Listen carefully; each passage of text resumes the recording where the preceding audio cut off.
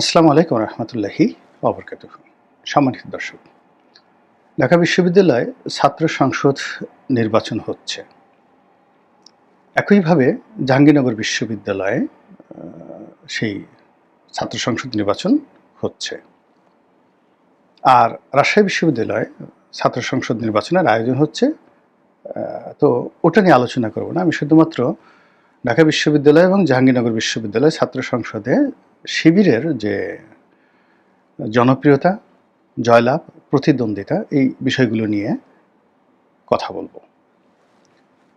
প্রথমত আমি বলে নিই যে আমি মনে প্রাণে চাই যে জামাত এবং শিবির এখানে তারা সর্বোচ্চ শক্তি প্রয়োগ করুক এবং তারা এখানে জয়লাভ করুক।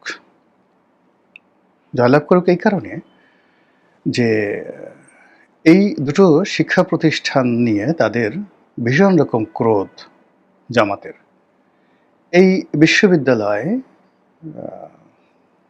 মতিউর রহমান নিজামী ব্যাপকভাবে লাঞ্ছিত হয়েছেন এবং এই বিশ্ববিদ্যালয় যেভাবে মুক্তিযুদ্ধকে ধারণ করে আছে সেটা সুপার্জিত স্বাধীনতা বলেন, যেটা ওই টিএসসির সামনে আছে, কিংবা অপরাজেয় বাংলা বলেন কলা ভবনের সামনে।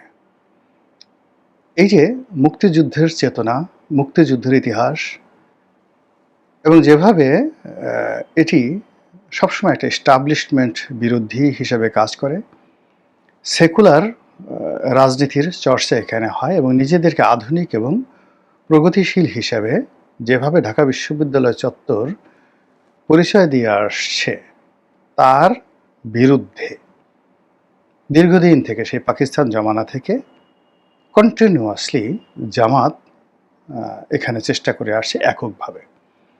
তারা এখানে ইসলামাইজেশন করা, নামাজ কালাম পড়া, দাওয়াতি কার্যক্রম করা, তাবলিগি কার্যক্রম করা, হিজাব পরা, বোরখা পরা, এই বিষয়গুলো ধীরে ধীরে ধীরে ধীরে চালু করে আসছে।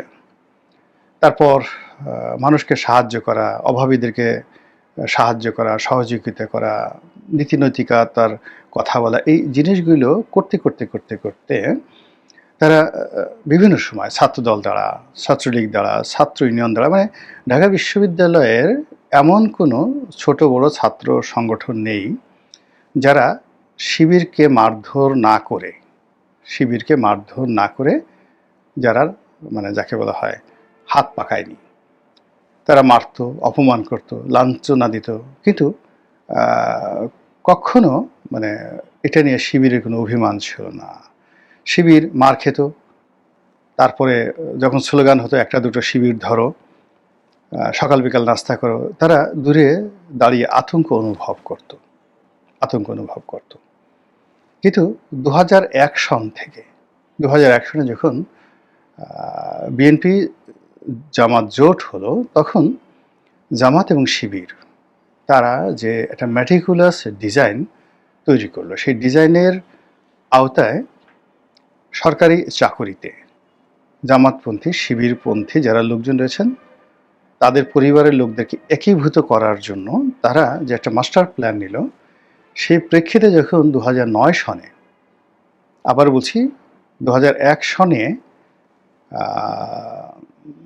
তারা যে প্রকল্পটি নিল, সেটি 2009 সনে এসে আওয়ামী লীগ দেখল যে কেবলমাত্র ইসলামিক ফাউন্ডেশনে যে 30,000 লোকবল রয়েছে তার 90% জামাত শিবিরের রিক্রুট করা।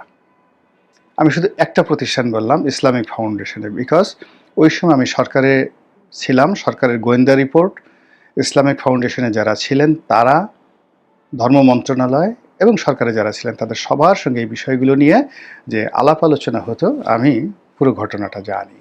তো ইসলামিক ফাউন্ডেশন নিয়ে যে জরিপ হলো, সেই জরিপে দেখা গেল যে এখানে 90% যে রিক্রুটমেন্টগুলো 2001 সন থেকে হয়েছে, সেটা এসে যে জনবলটা দাঁড়িয়েছে সেখানে 2009 সনে এসে তাদের 90% জনবল জামাত শিবিরের, বিএনপির নয়। এখন এই একই দৃশ্য যদি আপনি পুলিশ, একই দৃশ্য যদি আপনি সচিবালয়, বিসিএস ক্যাডার, তারপরে ক্যান্টনমেন্ট, বিভিন্ন জায়গাতে যদি দেখেন রিক্রুটমেন্ট, এখানে জামাত সর্বোচ্চ চেষ্টা করেছে তাদের এই রিক্রুটমেন্টগুলো করার জন্য 2001-এ। এই গেল এক।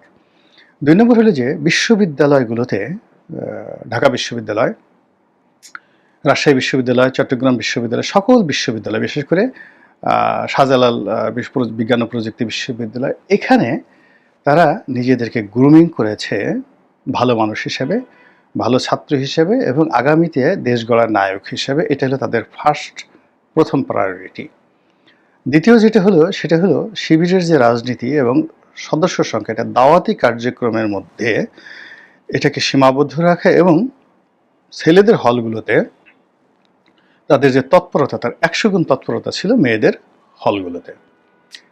ফলে আপনি দেখতে পাবেন যে 2007-8 সনে বা 6-7 সনে বিশ্ববিদ্যালয়ে হিজাবধারী কিংবা খোঁচা খোঁচা দাড়ি, শিবিরের লোক যেভাবে দাড়ি রাখে, এইভাবে দাড়িধারী যুবকদের সংখ্যা যেভাবে বেড়ে গিয়েছিল, অর্থাৎ যারা সরাসরি ছাত্রদলে যোগদান করেছেন শিবিরের হয়ে বা ছাত্রলীগে যোগদান করেছেন কৌশলগত কারণে, তারাও এই দাড়ি রাখতেন এবং তাদের রিক্রুটমেন্ট এত চমৎকারভাবে তারা করেছেন যে আমি জেলখানাতে যখন জামাত নেতাদের সাথে ছিলাম, তো আমি এটা লিখছিও, যেহেতু উনি এখন জীবিত নাই তবু আমি তার নামটা বলছি, এর কারণ হলো উনি জীবিত অবস্থাতেই আমি এই কথাগুলো নয়াদিগন্ত পত্রিকায় লিখেছি একাধিকবার।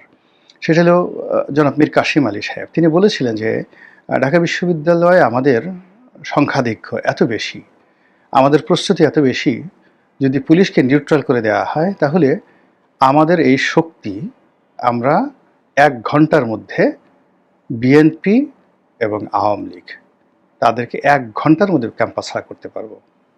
2012 সনের কথা। এখন সেই 2012 সনে তাদের সেই যে ম্যাট্রিকুলাস ডিজাইন প্ল্যান সব কিছু অন্ততপক্ষে দ্বিগুণ হয়ে গেছে সে 2025 সনে। এই হলো ঢাকা বিশ্ববিদ্যালয়ে তাদের অবস্থা এবং সেই অবস্থা প্রমাণের একটা সুযোগ এসেছে যাকে বলা হয় এই ডাকসু নির্বাচনের মাধ্যমে। দ্বিতীয়ত হলো জাহাঙ্গীরনগর বিশ্ববিদ্যালয়। এটা ঢাকা বিশ্ববিদ্যালয়ের সাথে আর একটু নাকুচু। ঢাকা বিশ্ববিদ্যালয় যেমন আন্দোলনের জন্য বিখ্যাত, এস্টাবলিশমেন্ট বিরোধী আন্দোলনের জন্য বিখ্যাত, কিন্তু জাহাঙ্গীরনগর বিশ্ববিদ্যালয় হলো সাহিত্য, সংস্কৃতি, বিজ্ঞান মনস্কতা এবং আধুনিকতা, এটার একটা নাকুচু সম্প্রদায়। তারা সেখানে নাটক করবে, তারা সেখানে চিত্রকলা করবে, তারা সেখানে পথনাটক করবে, মঞ্চনাটক করবে, ওখান থেকে সেলিম আল দিন তৈরি হবে, ওখান থেকে যাকে বলা হয় হুমায়ুন ফরিদি তৈরি হবে, এরকম অনেক যাকে বলা হয় যারা শিল্প সাহিত্য সংস্কৃতিতে সাংবাদিকতায় বাংলাদেশকে নেতৃত্ব দেবে। এবং এই যে দেখেন তৃতীয় মাত্রার যে জিল্লুর, উনিও কিন্তু যাকে বলা হয় সেই জাহাঙ্গীরনগর বিশ্ববিদ্যালয়ের ছাত্র এবং ওখানে ছাত্র সংসদের নির্বাচিত নেতা ছিলেন। তো এইরকম, তো সেই জাহাঙ্গীরনগর বিশ্ববিদ্যালয় মানে এমন একটা অবস্থা যে মক্কাতে বা মদিনাতে ইহুদি যেভাবে নিষিদ্ধ, একইভাবে জাহাঙ্গীরনগর বিশ্ববিদ্যালয়ে ছাত্র শিবির ওইরকমভাবে নিষিদ্ধ ছিল, সব সময়টাতে নিষিদ্ধ ছিল। তো সেই জায়গাতেও তারা কিন্তু সর্বোচ্চ শক্তি নিয়োগ করে সেখানে তাদের সংখ্যা বৃদ্ধি করেছে এবং যাকে বলা হয় নিজেদেরকে আড়াল রেখে বিভিন্ন সংগঠনের মধ্যে তারা ঢুকে গিয়ে ওই জায়গাতে তাদের শক্তি বৃদ্ধি করেছে ঢাকা বিশ্ববিদ্যালয়ের মতো একইভাবে। আর চট্টগ্রাম বিশ্ববিদ্যালয় বা রাজশাহী বিশ্ববিদ্যালয় কিংবা শাহজালাল বিজ্ঞান ও প্রযুক্তি বিশ্ববিদ্যালয়, এখানে তারা ওপেন সিক্রেট, এখানে তারা একটা বিরাট শক্তির ফ্যাক্টর। তো কাজেই জাহাঙ্গীরনগরে এবং ডাকসুতে তারা যে নির্বাচন করছে, এই নির্বাচনে যারা সরাসরি শিবিরে ভোট চাচ্ছেন তারাও শিবিরের লোক, আবার যে সকল লোক প্রার্থী বিএনপির হয়ে বা অন্য কোনো দলের হয়ে যাকে বলা হয় তারা লড়ছেন, লড়াই করছেন, তারা যে শিবিরের লোক না এটা বলতে পারছি না। এই কারণ হলো যে যেভাবে শিবিরের লোকজন ছাত্রলীগকে ডমিনেট করেছে, ছাত্রলীগের মধ্যে ঢুকে গিয়েছে এবং ছাত্রলীগকে একেবারে পতনের সর্বোচ্চ পর্যায়ে নিয়ে গেছে। এবং আমার কাছে মনে হচ্ছে যে এই কাজের জন্য আমাদের এক এলাকাতে এক পীর সাহেব আছেন, আমি নাম বলবো না, তিনি রাজনীতি করতে চান। এখন সেখানে দেখা গেল যে একটা ছেলে পীর সাহেবের খুব বিরোধী করে, কিন্তু জামাতের সেই নেতা। তো পীরের যারা লোকজন তারা করলো কি, জামাতের সেই নেতাকে রিক্রুট করলো এবং তার হাতে রীতিমতো গাঁজা ধরিয়ে দিল। ও শেষ, ওর পরিবার শেষ, ও রাজনীতি শেষ। এখন ছাত্রলীগের যে স্বাভাবিক ছেলে, এখন যদি কাউকে গাঁজা কিনে দেওয়া হয়, কাউকে মদ খেতে দেওয়া হয়, কাউকে হাঁস খেতে দেওয়া হয়, কাউকে বাঁশ দেওয়া হয় হাতে, কারো হাতে পিস্তল কিনে দেওয়া হয়, এবং এই টাকাগুলো যদি কোনো একটা ফান্ড থেকে আসেন, তাহলে বুঝতে পারেন যে ছাত্রলীগ কী অবস্থা করেছে সেখানে। এক, দুই নম্বর হলো যে যখন দলে বলে হাঁটে, সবার মধ্যে তো দেখা যাচ্ছে ইউনিভার্সিটিতে যে আমরা যারা পড়েছি বা এখন যারা ঘুরেন, আপনি দেখবেন প্রায়ই জহুরুল হক থেকে, জহুরুল হক হল, তারপরে মহসিন হল, সূর্য সেন হল, এখান থেকে যখন নেতারা বের হয় বিভিন্ন দলের 50, 60, 100 জন লোক হাত ঝুলিয়ে একেবারে তারা টিএসসি পর্যন্ত যাবে, বা কখনো কলা ভবনে যাবে, কখনো মধুর ক্যান্টিনে যাবে। এটা একটা তাফালিং, এটা বিশ্ববিদ্যালয়ে এখনও চলছে।